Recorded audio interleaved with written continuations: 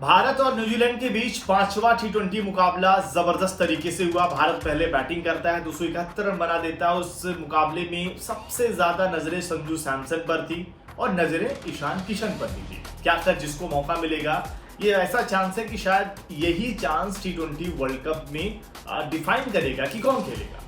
संजू का घर था, मौका दिया भी गया, सूर्या ने खूब सपोर्ट किया, लेकिन संजू साहब फेल हो गए।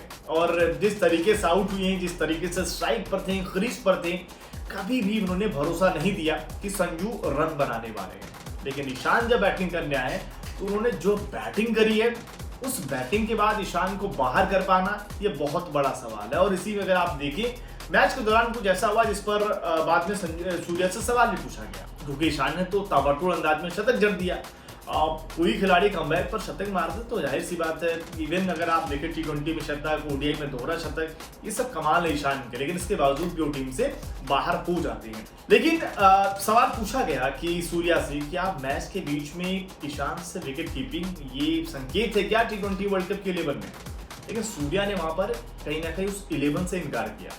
सूर्या ने कहा कि देखिए, हमारी पहले से ही रणनीति की 5 मुकाबलों की सीरीज है, तिलक है नहीं, दोनों विकेट कीपर को मौका दिया जाएगा।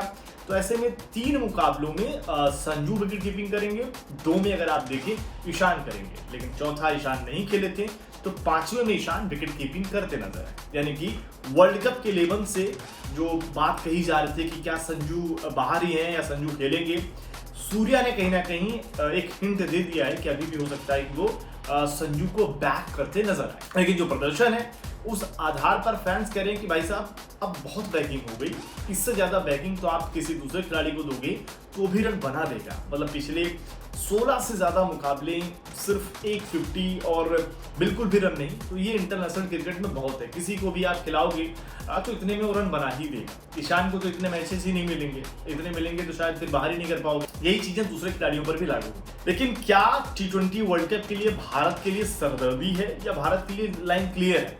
क्या आप ईशान और अभिषेक दोनों एक जैसे, मतलब एक अगर आउट हो गया तो दूसरा वैसे ही अंदाज में खेलेगा? इस ओपनिंग कॉम्बिनेशन के साथ जाइए। नंबर 3 पर तिलक, सूर्या, फिर अगर आप देखें आपके पास जिस तरीके से हार्दिक, दुबे, रिंकू, अक्षर, और फिर अगर आप देखिए वरुण और बुमराह और सदीप, इस प्लेइंग लेवल के साथ जाइए, कोई टीम आपको नहीं रोक सकती। हाँ, हो सकता है कि अगर आपका मुकाबला एक तरीके से अगर आप देखिए श्रीलंका में है, पाकिस्तान के खिलाफ, तो वहां पर आप चाहें तो अर्शदीप को बिठाकर आप या रिंकू को बिठाकर आप प्लेइंग 11 में कुलदीप को ऐड कर सकते हैं, क्योंकि स्पिन के मामले में वो फंसेंगे। तो ये लाइनअप हो सकती है।